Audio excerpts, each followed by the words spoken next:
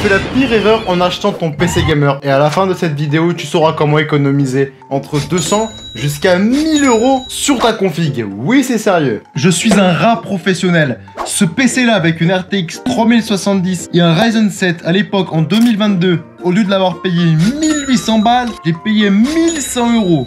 Oui, c'est possible. Et puis, étant un gros radin moi-même, aujourd'hui, on a 4 étages de radinerie. C'est un mot que je viens d'inventer. Et plus on descend dans ces étages, plus on est des gros radins. L'étage numéro 4, c'est le pire.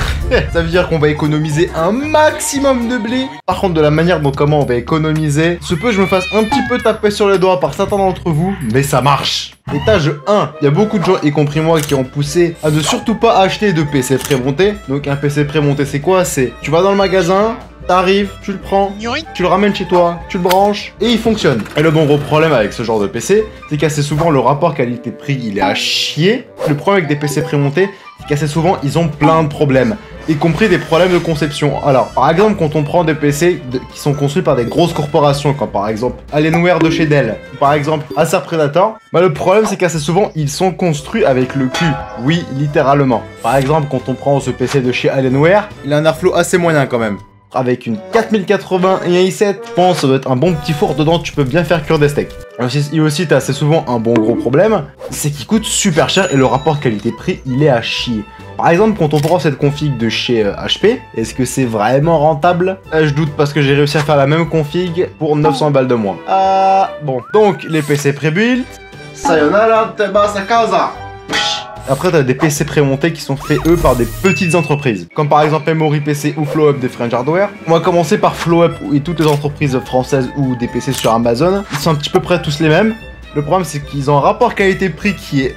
on peut faire mieux. Par exemple, sur chacune des configurations, si on fouine bien, on peut économiser entre 100 et 150 € en moyenne. Ce qui est pas négligeable. Après, eux, c'est normal, ils doivent se faire des sous derrière. Mais nous, on s'en fiche. Nous, on veut juste payer au rapport qualité-prix. On veut le plus d'argent possible dans notre poche. C'est que 150 balles, tu peux t'acheter plus de RAM et plus de stockage. C'est toujours ça. Alors, le problème de certains PC chez FlowUp aussi, c'est qu'ils ont un airflow assez moyen car il y a un morceau de plastique en façade, c'est horrible. Après, en général, leurs PC, ils sont bien. Donc, des PC avec des mailles. Et ensuite, il y a, je ne sais trop pourquoi, actuellement, il y a Memory PC qui sont en train de vendre des PC à un prix dérisoire. Je sais pas parce qu'ils sont allemands et qu'ils tentent de se rattraper pour certains crimes passés, mais comment dire, tu pourras pas trouver un PC en neuf moins cher que chez Memory PC. Ça veut dire que même reconstruire le même PC, c'est compliqué. Sur un PC comme ça, environ à 800 balles, soit tu dépasses de 20 ou 30 €, tu payes plus d'argent pour faire ta propre config que sur un PC neuf déjà prémonté. Et je suppose qu'il doit faire faillite. Si tu veux acheter un PC neuf, pourquoi pas, mais le problème c'est que assez souvent tu as une alimentation SQ Tower, je crois, inconnu, un ventirad SQ Tower inconnu, et aussi un disque de stockage d'une marque absolument inconnue, et tous les composants en général, ils sont quand même d'assez bas de gamme. Pour un Ryzen 5, t'as une A520M, donc mais après quand on regarde sur des PC je crois entre 1400 et 1700 balles, tu trouveras pas moins cher. Limite construire ton propre PC te coûtera plus cher que le construire chez eux. Donc si tu veux économiser de l'argent, tu prends un PC chez Memory PC par exemple. Donc tu dis en quoi c'est une économie d'argent? Attends, disons que tu souhaites construire ce PC là à 1500 € sur Top Achat, bah il te reviendra environ 1700 1800 € au lieu de 1500. T'as quand même des problèmes avec des PC de chez Memory. Déjà de 1, certains de leurs PC ils sont sacrément merdiques quand même. Tous les PC avec des processeurs en dessous de la 12e génération, non. Donc les seuls bons PC selon moi chez eux, c'est soit c'est des PC avec des i5 ou des i7 de 13e génération, des dernières cartes graphiques, sinon le reste moyen.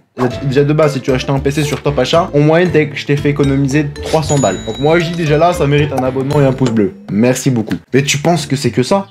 Non, on va encore plus économiser de l'argent. C'est pour ça qu'on passe au niveau 2 sur l'échelle. On va dire quelques règles de base. Juste pour vous, je sacrifie tous les prochains sponsors que j'aurais pu faire avec les entreprises, juste pour vous, ok? Alors, en vrai, si tu n'as pas l'œil, tu ne peux pas t'en rendre compte, mais ne fais pas de config chez Top Achat sur Configomatic ou sur ce genre de site en général. Pourquoi? Ça, tu peux dire que c'est cool parce que tous les composants sont compatibles, tu ne peux pas te tromper sur ton ordinateur. Certes, mais voici par exemple un i5 13600K chez Top Achat. Et voici, il y a le même i5 sur Amazon. Il y a quand même, je crois, 50 balles de différence. C'est non négociable, la différence de prix. C'est le prix d'un bon ventirad pour ce processeur. Et en général, eux, ils chargent bien bon nom sur les composants. Par exemple, la RAM, ils chargent 80 balles, tu peux acheter la même pour 50. Et aussi, une autre règle de base, il y a une envie que j'ai envie de t'engrainer dans ta tête, c'est que si tu as peur de construire ton propre ordinateur, j'en ai strictement rien à cirer. Il faut que tu le montes ton ordinateur, c'est trop drôle. Je ne vois même pas un seul argument pourquoi tu ne le ferais pas. 1, c'est drôle. 2, t'es fier. Surtout, tu économises un max d'argent. Au moins, sur l'installation, t'économises 80 balles. Et sur Windows aussi, parce que si tu installes Windows par toi-même, au lieu de payer Windows à 150 balles, ce que tu peux faire, si tu suis le lien d'affiliation de tous tes youtubeurs favoris, tu vas payer 15 balles. Et après, attends, regarde bien.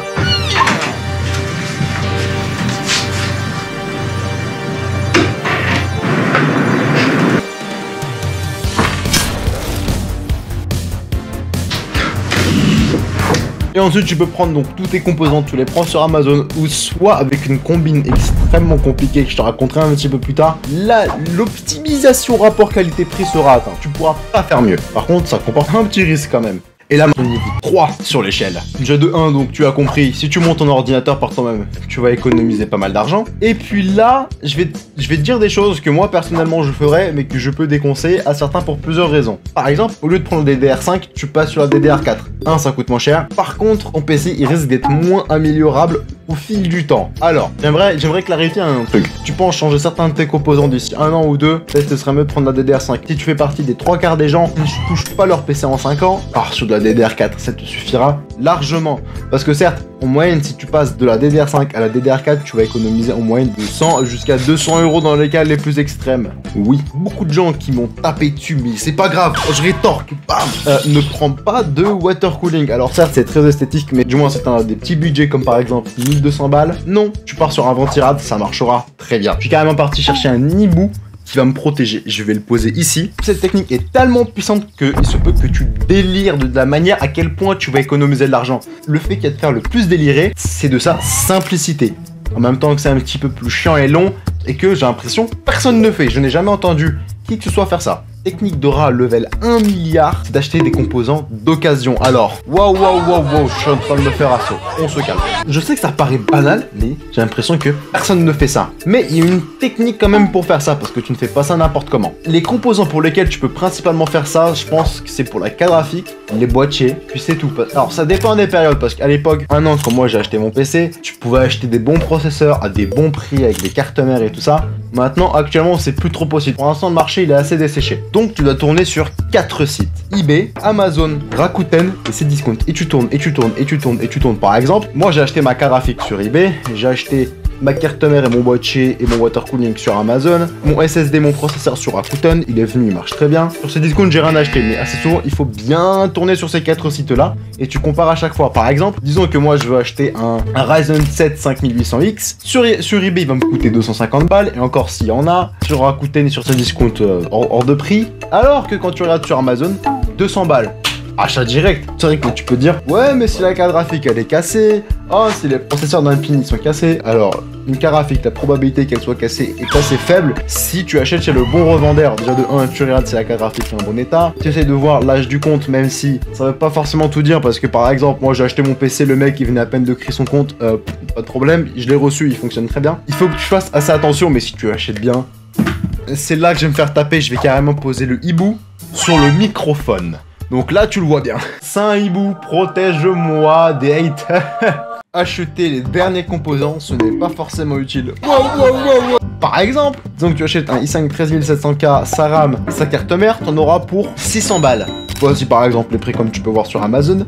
Disons que tu utilises des cartes graphiques entrée de gamme et que tu fais uniquement du gaming. Je reprécise, si tu ffais uniquement du gaming. Tu fais autre chose, il faut prioriser un minimum les processeurs parce que les processeurs i5 de dernière génération, ils sont délirants. Donc si tu prends une RTX 4060 Ti ou une RTX 3070, si tu prends un Ryzen 7 5800X avec sa carte mère, tu peux trouver pour 100 balles et de la RAM que tu peux trouver pour 50, t'en auras pour 350 balles et ça marchera très bien. T'as pas un aussi gros saut de performance que tu le penses. Tu économiseras même 250 balles que tu pourras mettre dans le boîtier, dans un water cooling si tu le souhaites, dans de la RAM et dans du stockage. Que du bénéf. Disons que tu montes sur une 4070 Ti ou une 4080 ou la RX 7900 XTX avec l'alphabet derrière carrément.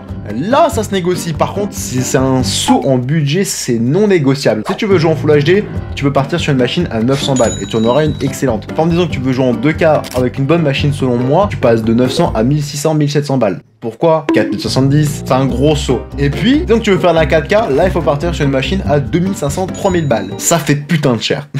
Donc encore la 2K je peux comprendre. 4K, est-ce que ça sert vraiment à quelque chose de mettre 2500-3000 balles dans une machine? Entre la 1080p et la 2K, il y a une différence. Entre la 2K et la 4K sur la même taille d'écran. Oui, si tu joues sur une télé ou sur un home cinéma, là je comprends. Je peux enfin enlever l'hibou, je suis enfin protégé. Tu sais quoi, je vais le mettre... L'hibou! Donc je t'ai appris comment économiser de l'argent. Certes, mais j'ai une autre technique ultime pour économiser encore plus d'argent. J'ai réussi à monter un bon petit PC gamer avec une carte graphique avec lequel tu peux jouer à tous tes jeux en Full HD sans aucun problème pour 379 €. Oui, 379 balles, t'as un PC, tu peux jouer à tous tes jeux. C'est vrai que comment ça se fait? Je réponds à cette question dans cette vidéo.